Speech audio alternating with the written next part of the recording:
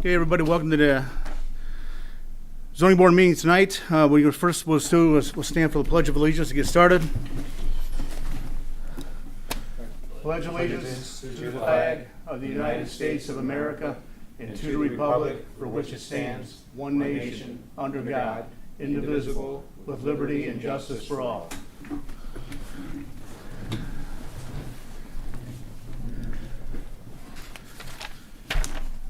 Okay.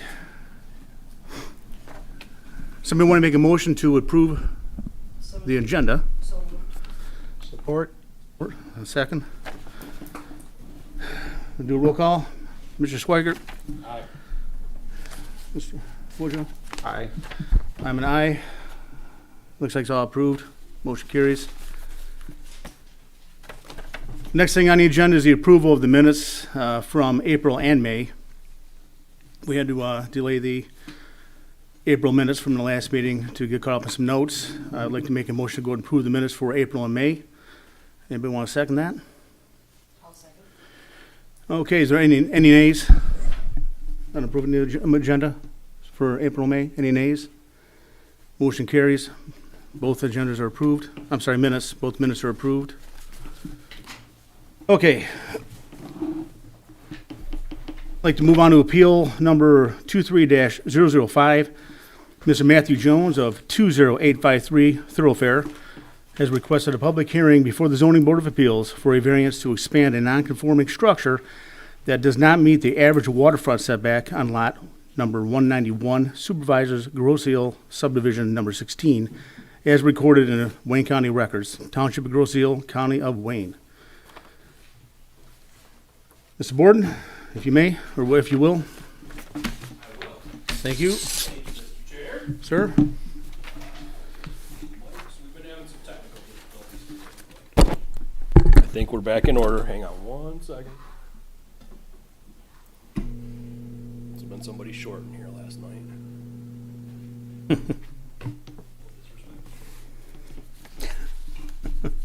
All right, that's better. Thanks. Okay, so case tonight. Property 20853 Thoroughfare Road. You can see the aerial photo on your screen. I gotta use a different computer with a different cursor. I think you can see this. Be this guy right in here. Hopefully everybody can see that on the screen. So we're on the east side of Thoroughfare Road, just south of Potawatomi. That's actually the intersection right there. Potawatomi cuts in right there. This is a waterfront lot. You can obviously see the water.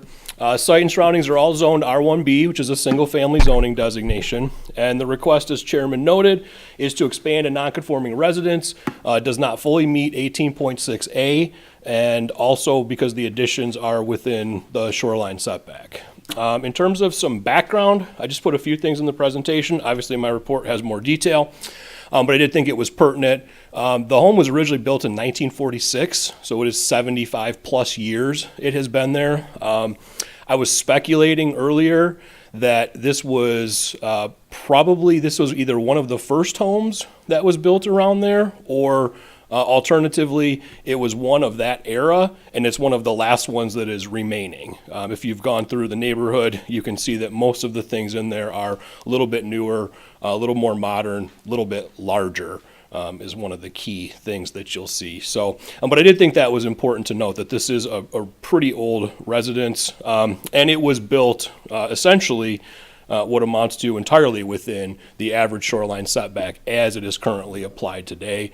Obviously, it was built long before such a regulation ever existed.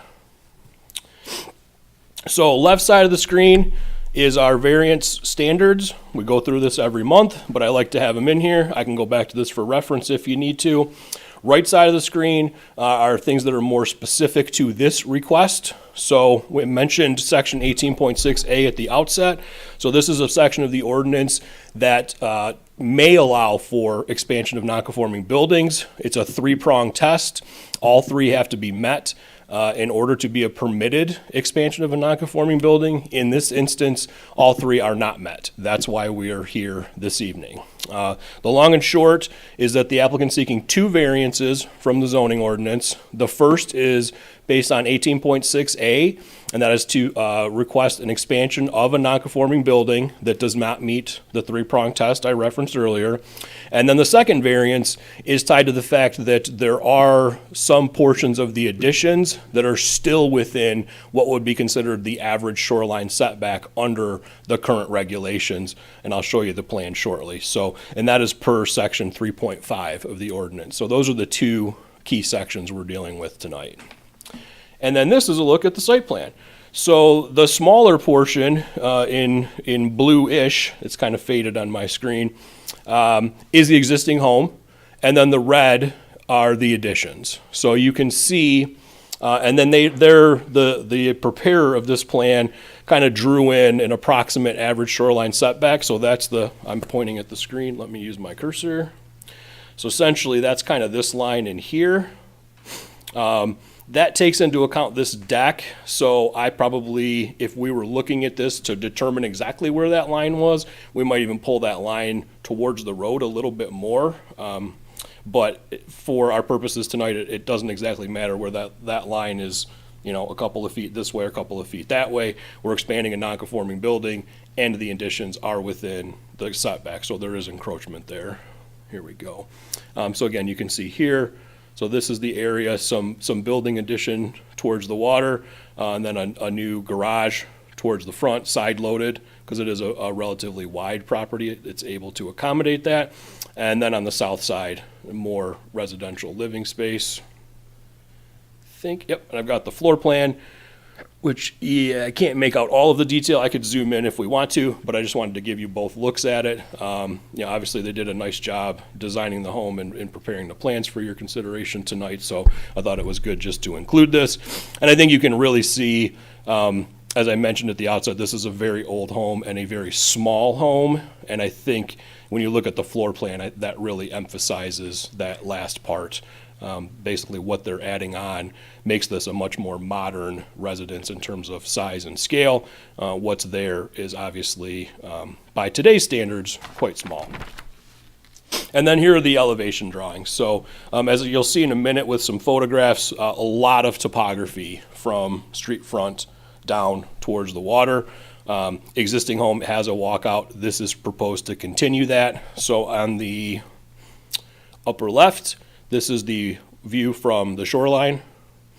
The middle is the north side face of the house. So obviously street front would be out here, water, the low spot over here.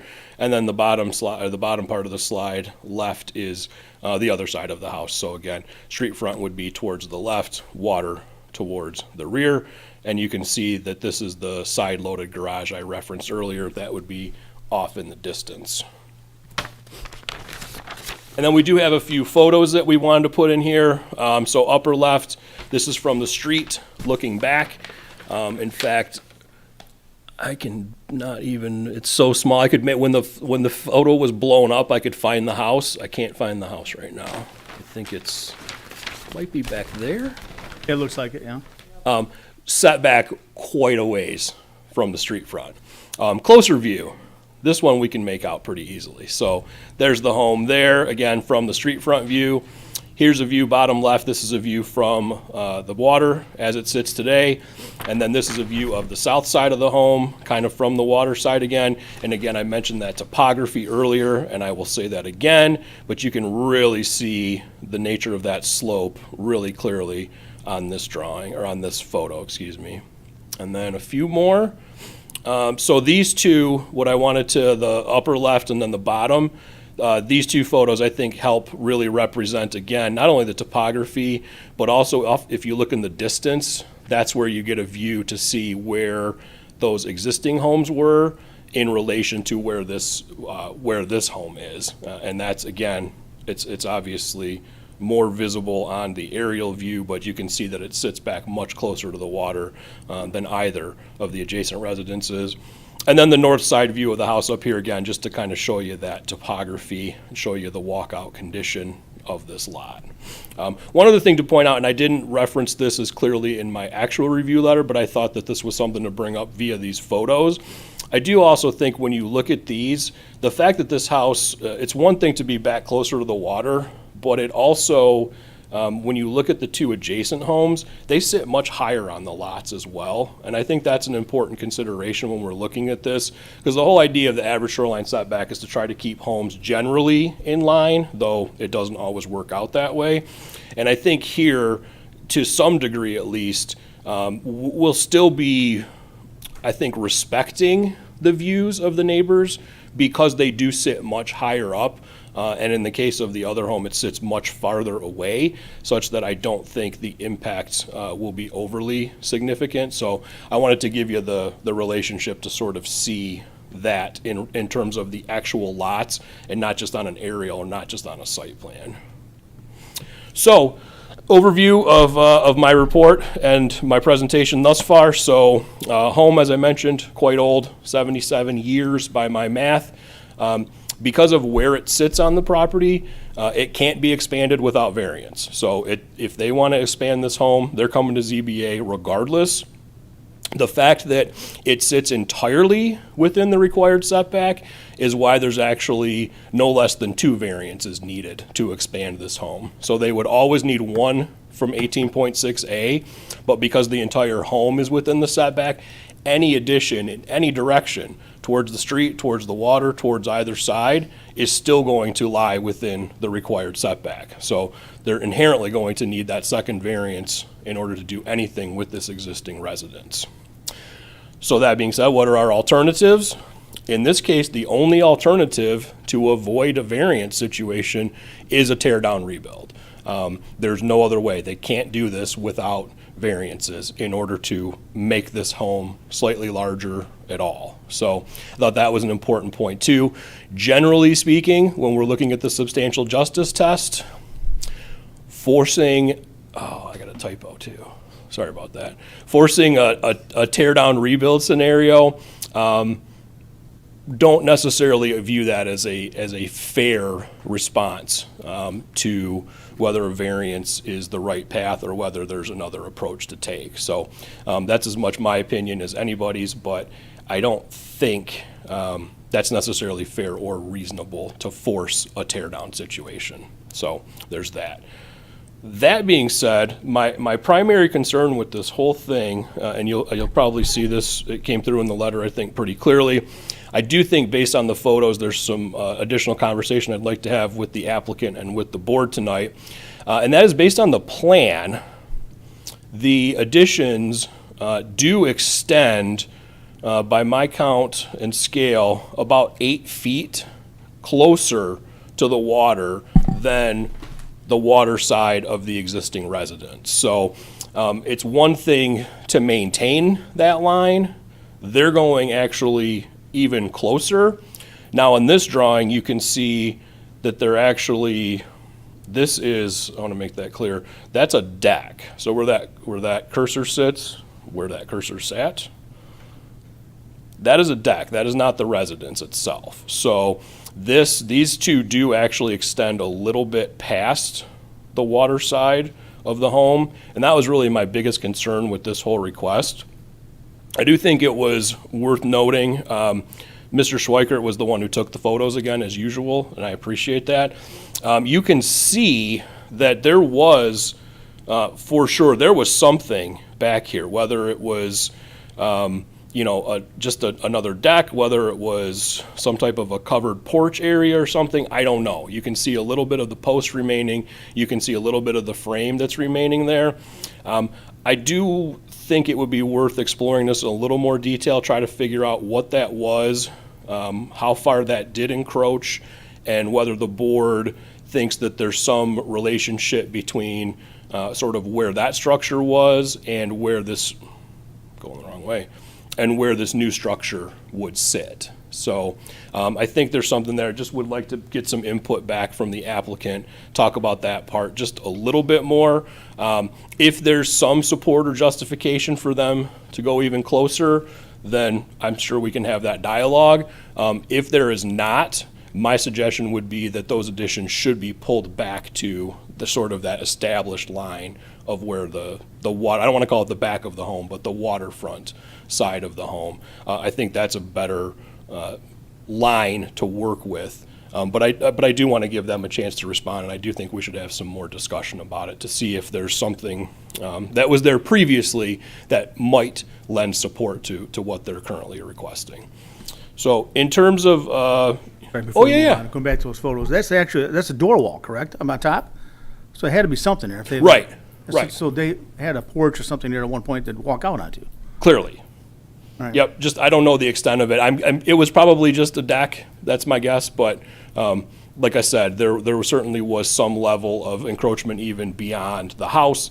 I think it was probably just a deck, but I want to talk about that, and if the board has comfort level sort of viewing that as the line of where the encroachment has been historically, and whether or not you're comfortable allowing these additions to go to that line or not. So question, what is the depth of that, whatever deck or whatever it was? Do we know that? I have pictures. About 12 feet. It was, Petitioner saying it was about 12 feet. So just to keep in mind, so it may even match what's depicted now as the new deck.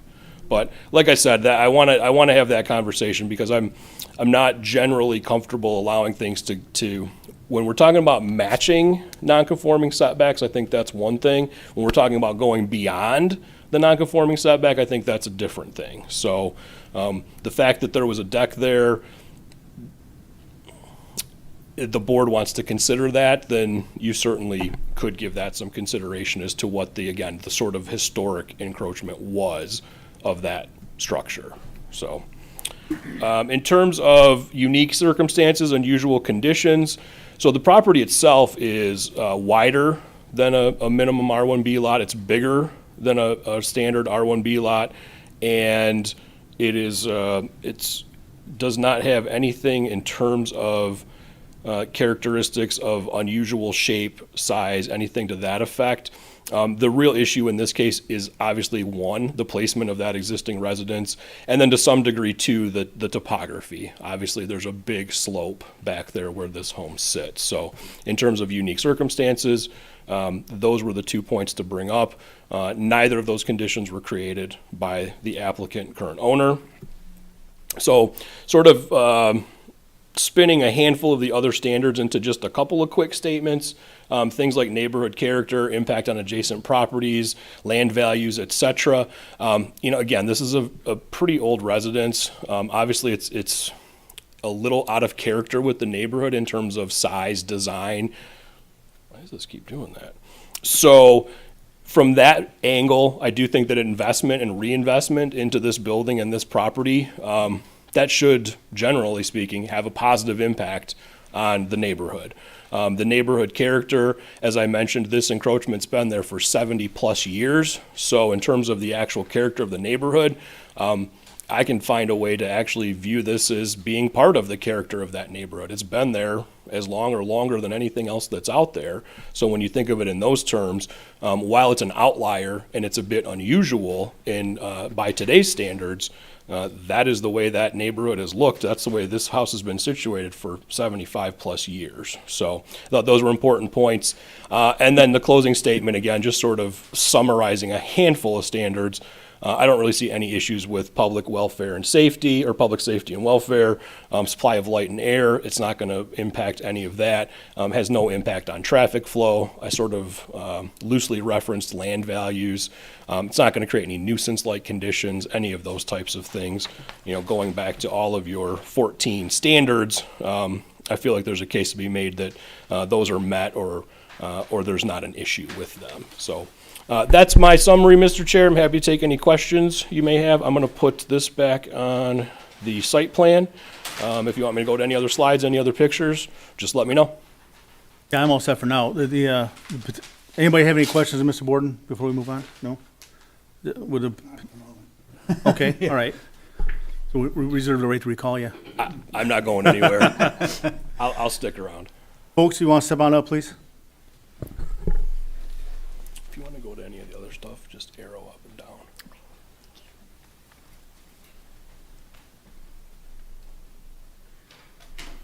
So the one Y- y- question was if there was a porch or a deck there before. There was, I don't know if you would consider it a deck because it was a tarred asphalt roof and it was finished. The reason why it was taken out, it was falling down. There was rodents in there and we were afraid with the kids and stuff that it'd fall on them. So we took that down, well, cleaned it up. It was already on its way down. But that was approximately 12 foot from the back of the house to the end of the roof structure. And I do have pictures from when we bought the house, whoever came out and took pictures of the property and the house. So I just found them on Zillow. They're all the old pictures of the house used to be if you need to see them or, So you had the photos of the old existing, whatever, porch or whatever you want to call that deck? yeah, I have it on my Is there any way to phone. put that up on the Can screen, you, Brian? or- can you just walk it by us maybe, or if we can't get it on the screen? Yeah, we, So those two pictures are Okay. the underside. Right, And then there's another picture showing, there's some columns out there where, yeah, I yeah. don't know if everybody can see that. I can help. Gonna with make it work For- now. For the record, the applicant showing us the pre-existing roof structure that appears to go from the north side to the south side of the house and about 12 feet out towards the waterfront, correct? Yeah, and then that's another picture of it from further away. Kind of gauge what was there before. Can you see it? John? you see it? Okay. You good? To see it? Okay, just wanted to see it. Yeah. So I don't know what they would be considered. Well, it looked like it was a deck at one point, and it actually does have a lot of bearing on what I was thinking earlier, so I appreciate you bringing that along and showing it to us. Does anybody else have any questions regarding the petitioners, other than the deck issue? Do you have anything you want to bring up? I have several questions. The first was, Mr. Borden pointed out that the new construction extends 8 feet past the existing east side of the, or the rear of that property. Did you consider in your design sliding that back so that it lined up? We'd have to talk with the builder, because that's kind of where the bedroom's going on that side. I don't know what it would do with the construction part of it, but that's a question we can ask them if that's a stopping point, for sure. Okay, so that did not come up in the original discussion with the builder. Well, it did, but he thought since the structure was there before, and he's only going out so many feet, and I don't think it's 8 foot unless it shows it on there. Is it 8 foot, Brian? Okay. That he didn't think it would be a stopping point. Okay. Go ahead, I'm sorry. I was going to just clarify, the pre-existing porch was 12 feet out, you guys are coming 8 feet out. So you're actually essentially coming 4 feet back from where it used to exist. And that's what Seth was, our builder, said. That was our thinking. And the deck would go straight across along with the back of the house. Or is the deck itself going to come out to the 12 feet? The new deck? Yes. No, it's, is it coming out further? So the way Yeah. this picture looks, it looks like the deck's coming out further than the house, Yeah. right? So the deck is, I guess, essentially going to stay 12 feet? Yes. And the house can become 8. Yes, Right, so the deck could be adjusted if we need to at least adjust the deck. yes. I'm sorry, go ahead, Adrian. So the deck can be adjusted back from 12 feet to 8 feet to line up with the outside edge of the house? Is that what you're saying? Is that what, Mark, you said? Yes, that's what I was getting at. You have to clarify, yeah, that's exactly what I was saying. So you could have that deck flush with the back of the house, even though the house come back 8 feet from the existing portion of the house, the new portions of the house, the new build. You could have that deck go straight across. We could, we'd rather not. We'd like a bigger deck, but again, if it's a stopping point, then we can, Right, I understand that, but I mean, to try to touch on the base with what Mr. Bourne was saying, is to keep it from encroaching more into the waterway. I understand where your original point is, it was a deck, it was out there before, but we have to kind of try to keep cognizance of what's going on the rest of the island, right? And if we can help stop further encroachments or further, I guess, extended circumstances beyond our already variances we're already approving. We're gonna try to mitigate that and try to minimize that. That's kind of what we're looking at right here, and I'm sure that's kind of where we're bouncing back and forth. At least that's where I'm going with it anyways. I'm not gonna speak for everybody else, but I have an idea that's where everybody else is gonna go with it. Mr. Chair, if I could, it does sound like it matches what was there previously. So Okay. if the board wants to give consideration to that, I think at 12 foot, I think that's what we've just agreed was there previously. Right. So it wouldn't be any more than what was there in terms of the deck itself. So Okay. just to give you some, I guess, perspective along that line. And the deck's not gonna be anything obstructive. I mean, it's not gonna cause any more of a, I guess, a view issue with the neighbors. I don't see anything in the packet regarding the neighbors sending anything to us or having any kind of concern at all, so. We Yes, sir. talked with both the neighbors. It would affect mostly, especially the Lins. Okay, Looked at their deck, and it's really not It doesn't, blocking anything. I mean, they still got a view. They were in total compliance with this. okay. They were in agreement, there was no issues at all? Yeah. Okay. Yeah, we went to the neighbors first before we even, No, that's a good idea. yeah. Okay. Yes. The neighbor did come in today and look at the plans, and they were okay with Well, the neighbors did, Yep. both neighbors? one of them. But regardless, somebody did come in? Right. Okay, and they had no issues, no concerns. Okay, thank you. Yes, sir. Art? Go ahead. Sorry. I'm sorry. Go ahead, John, I'll let you finish up. Yeah, first. I thought you were done, I'm sorry, go ahead. No, I had two more points. Well, one is relatively minor, but the area of new construction is currently where a shed's at. What happens to that shed? The shed, oh, it'll go away. it's going away. Shed's going away. We don't have a garage now, so I had to have somewhere to store the stuff. But now that we have a 3-car garage, it can go away. Okay, good answer. My last question actually is about the garage. It is a 3-car garage, and I noticed it's 45 feet long, and there's not a window at all on the north side. It's a 45-foot blank wall. And that from a design standpoint is not typically very desirable. Did you consider putting windows into that? And if not, why not? So it isn't. I would say security, but I think we're good there. But yeah, I mean, we want the house to look as nice as possible. So yeah, that's something we can talk with the builder about.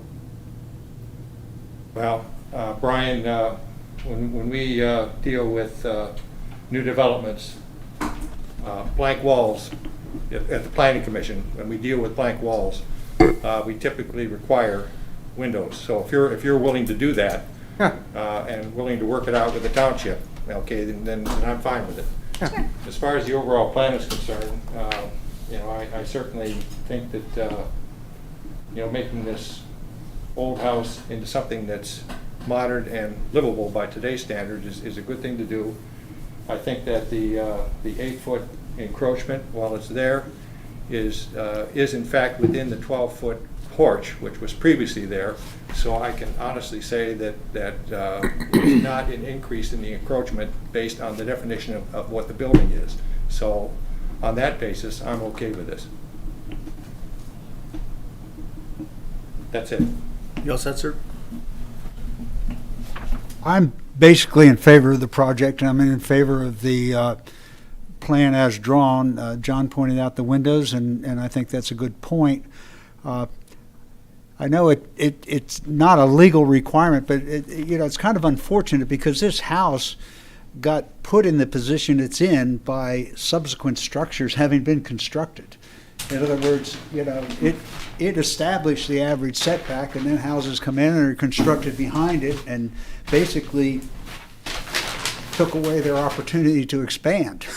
Yeah, right. I know that has no legal bearing, but I think it's important to recognize, and the fact that when you purchased the house, that deck was there.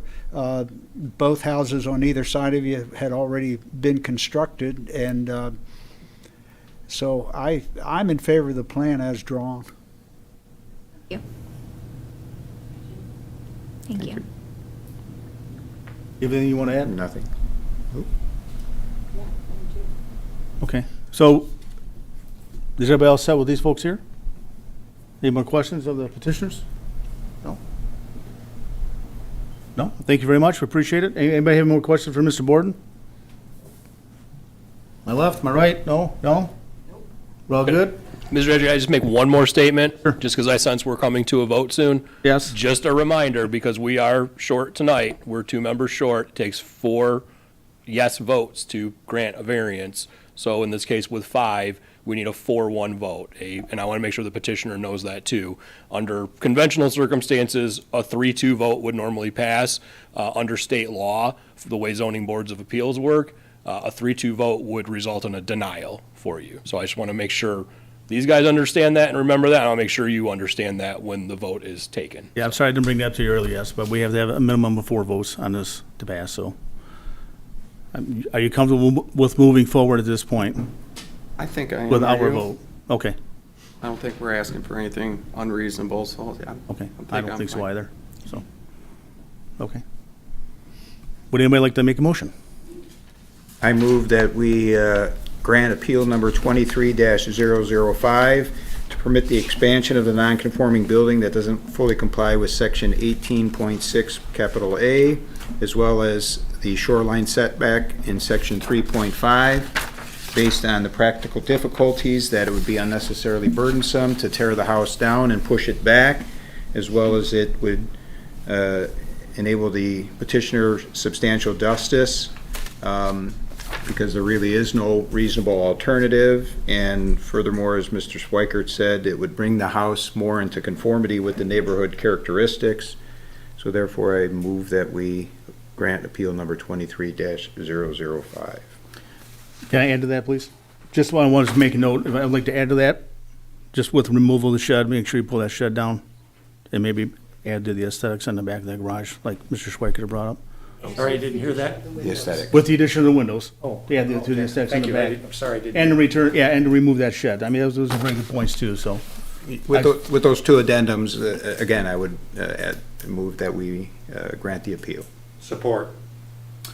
Okay, roll call vote. Aye. Aye. Aye. Aye. Motion carries. You're all set. Just keep in mind, though, you still have to get the building permits from the building department approved before you can start with the project. A lot of people think once we said, give the approval, they can run out and start right away. You still have to get the approval from our building department, the permits for it, okay? Okay. All right, thank you very much, folks. Thank Thank you you. for your time. Appreciate Thank it. you. And again, I apologize for running a little bit behind on you, but, Nope, that's okay.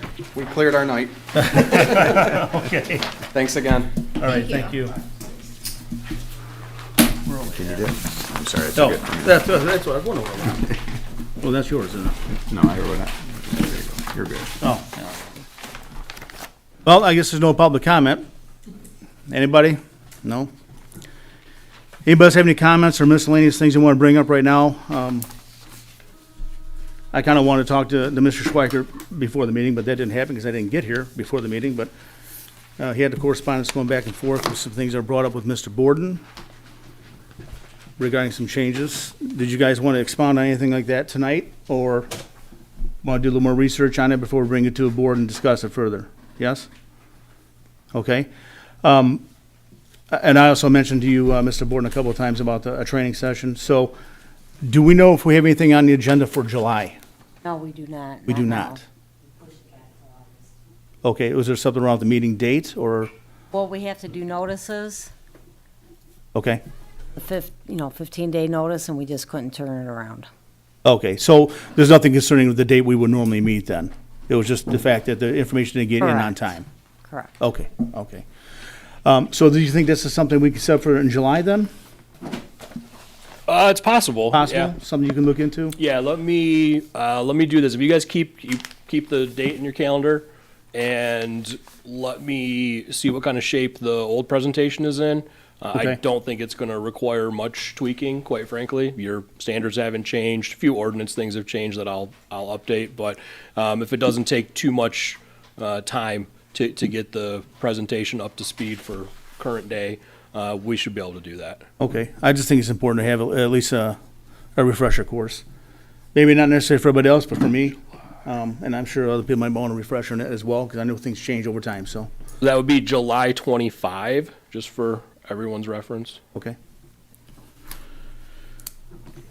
Okay, anybody have anything else? Motion to adjourn. I'll second that. We're adjourned. Where'd my hammer go? Where'd you have it?